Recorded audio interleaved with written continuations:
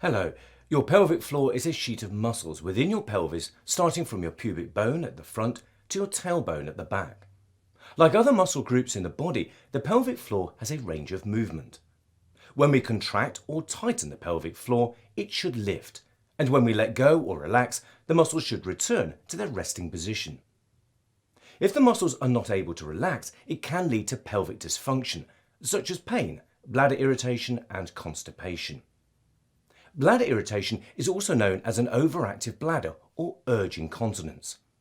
When the bladder is overactive, the bladder muscle contracts more frequently and strongly, leading to a sense of urgency to pass urine, often with little warning. Other symptoms include needing to urinate frequently, passing only small amounts of urine, getting up overnight to pass urine, and difficulty making it to the toilet on time. Constipation can often worsen bladder irritation. Therefore, it is important to keep your bladder and bowel function healthy. This video will cover tips and techniques to improve your bladder habits.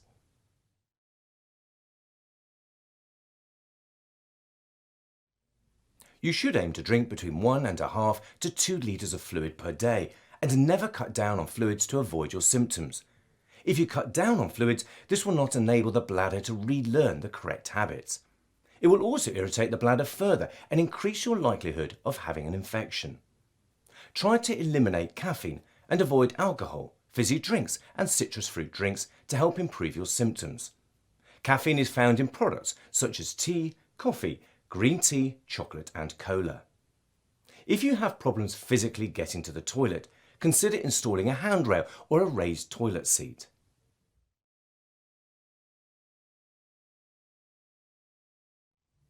Frequent emptying of your bladder prevents the bladder filling to its true capacity. Bladder training aims to suppress or ignore the desire to pass urine so that you can achieve a normal pattern of going to the toilet. When you feel like you need to pass urine, try to hang on.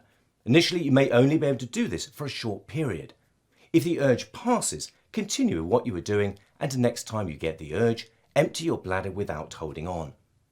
If the urge doesn't pass, go to the toilet and try the same technique next time. Several techniques may help you delay the urge to pass urine. These include standing still or sitting down on a hard surface, crossing your legs, tightening your pelvic floor and holding for 20 seconds, pressing on your pelvic floor with your hand, arm, a chair or table edge, standing on your toes or curling them, removing any stimulus such as running taps, distracting your mind by thinking of tasks such as counting or saying the alphabet backwards. If you wake overnight with a strong urge to urinate, it is reasonable to empty your bladder straight away.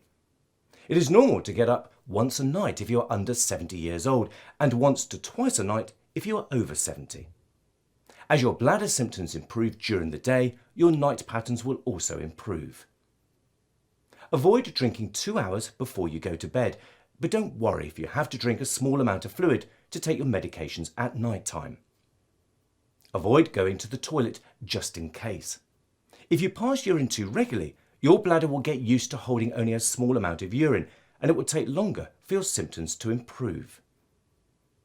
As your control improves, do not wait any longer than 4 to 5 hours without passing urine, except at night.